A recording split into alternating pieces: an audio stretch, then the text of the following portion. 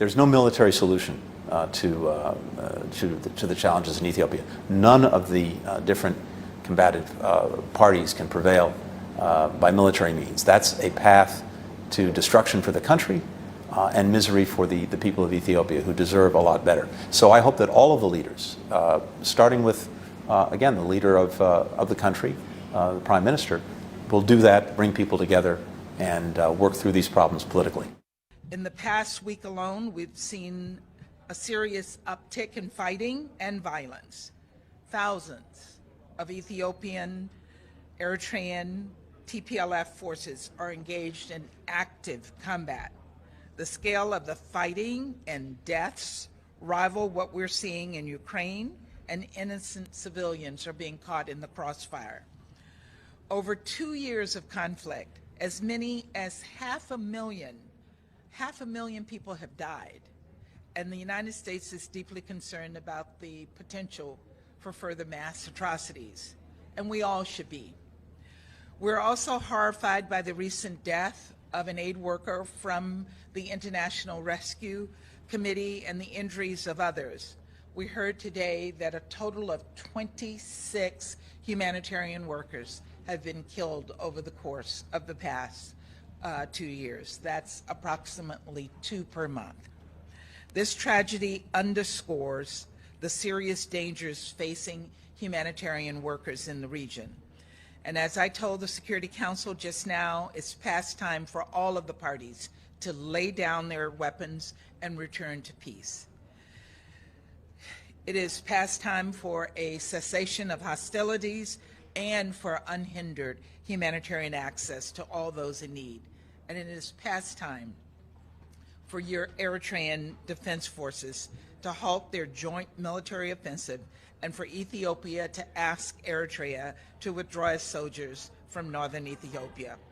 We're pleased that the AU announced that peace talks will begin on Monday in South Africa, and we welcome the strong statement made by the African Union the AU Peace and Security Commission today.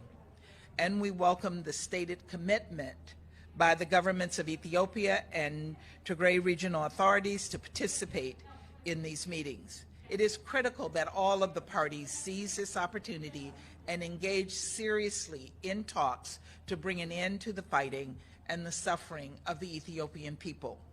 Once the fighting stops, and it must, warring parties must negotiate concrete modalities to prevent a return to conflict, including security arrangements, a pathway to broader political dialogue, and assurances of unhindered humanitarian access and restoration of services. I can tell you that the United States is fully and actively engaged in diplomatic efforts at the highest levels of our government to support the African Union.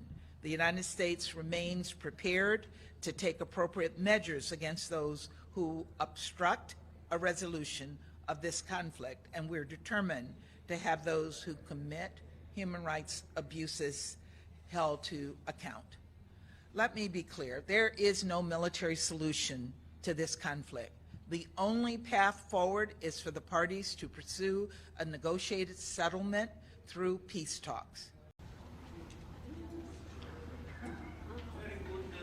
Good morning.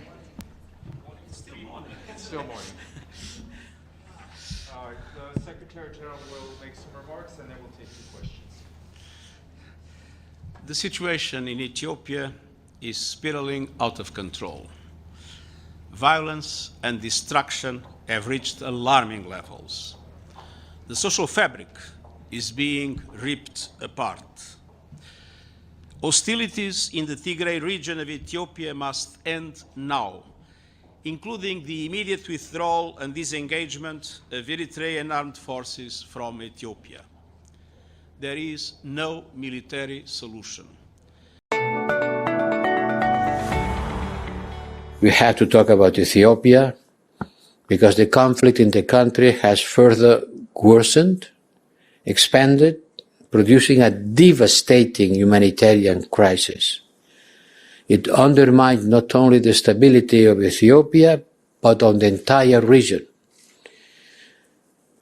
Only a political solution can reverse the negative and dangerous dynamics we are seeing now, and all efforts of the European Union and international like-minded actors, notably the African Union, Kenya and the US, should be directed towards achieving a ceasefire and bringing the warring parties to the negotiation table.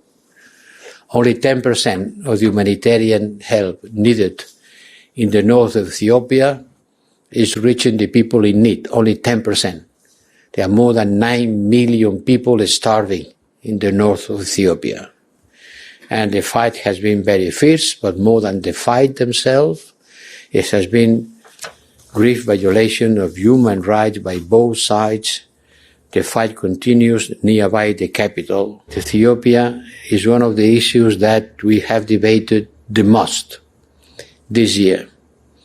And it is also one of my biggest frustrations, because we were not able to react properly to the large-scale human rights violations, mass rapes, using sexual violence, killings, and concentration camps based on ethnic belonging. We haven't been able to stop it. The EU's foreign ministers have endorsed several ambitious initiatives for Ukraine following Thursday's meeting. One project will provide military training to some 15,000 Ukrainian soldiers as early as mid-November, primarily in Poland and Germany. Brussels' top diplomat says the mission will help troops defend Ukraine's territorial integrity. The socio-economic consequences of the war continues. These wars continue sending shockwaves around the world. Russia is more and more isolated, as we could see on the vote last day in the United Nations. Morally, politically, even militarily, Russia is losing this war. So we have to continue supporting Ukraine. The 27 foreign ministers have also released a new arms package worth €500 million from the European Peace Facility, an off-budget fund for EU defence and military activities. Some €10 million from this budget will be used to supply first aid kits, personal protective gear and fuel. Il punto è che cosa è andato storto nelle intenzioni della Russia? Che gli ucraini si sono difesi. Che il sentimento, la convinzione che muoveva un popolo a difendere la sua terra, la sua patria, la sua integrità territoriale, la sua sovranità è stato più forte del resto. E perché questo è importante? Perché vedete, l'unica possibilità da che mondo è mondo di, favorire un negoziato nei conflitti è che ci sia un equilibrio tra le forze in campo. Se uno dei due vince e l'altro perde, non c'è bisogno di nessun negoziato. A meno che non mi si voglia dire che la pace si ottiene con la resa dell'Ucraina. E questo non me lo potete chiedere. La pace si ottiene sostenendo l'Ucraina per consentire all'Ucraina di difendersi. È l'unica possibilità che abbiamo, che le parti in campo possano decidere di negoziare. The White House is expected to announce $750 million in additional military aid to Ukraine. A U.S. official tells ABC News the package could include a range of new military hardware, including long-range artillery weapons. As you saw today, we are increasing our support to our Ukrainian partners. The Secretary announced an additional $457.5 million in civilian security assistance to enhance the efforts of Ukrainian law enforcement and criminal justice agencies to improve their operational capacity and save lives, as they continue to help defend the Ukrainian people, their freedom, and their democracy from the Kremlin's brutal war of aggression.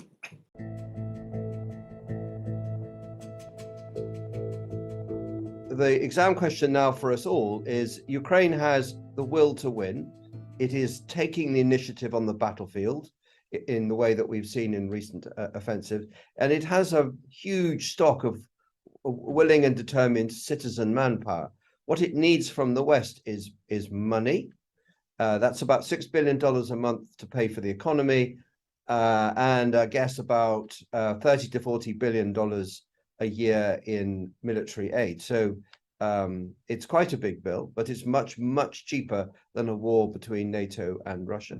As the war in Ukraine enters its 9th month, NBC is reporting a bipartisan group of U.S. lawmakers are planning a new military aid package for Ukraine that could be worth as much as $50 billion. That would bring the total U.S. spending on Ukraine to a staggering $115 billion. This comes as Ukrainian officials are expressing fear U.S. aid may decrease next year if Republicans regain power in Congress. Last week, House Minority Leader Kevin McCarthy said he will not, quote, write a blank check to Ukraine. At a fundraiser Thursday night, President Biden criticized the Republican approach, saying, quote, these guys don't get it. It's a lot bigger than Ukraine. It's Eastern Europe. It's NATO, Biden said. For more, we take a deeper look at arms sales under President Biden with Bill Hartung of the Quincy Institute, author of a new report titled Promoting Stability or Fueling Conflict, the Impact of U.S. Arms Sales on National and Global Security.